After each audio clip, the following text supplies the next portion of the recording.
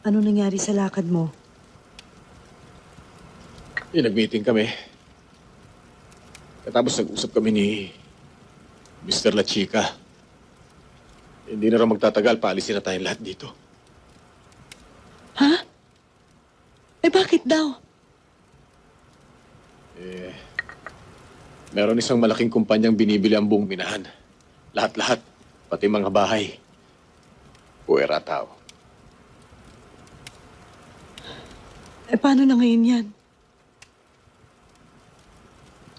Di yun, pinakikiusapan nila kung pwede sana wag muna tayong paalisin dito.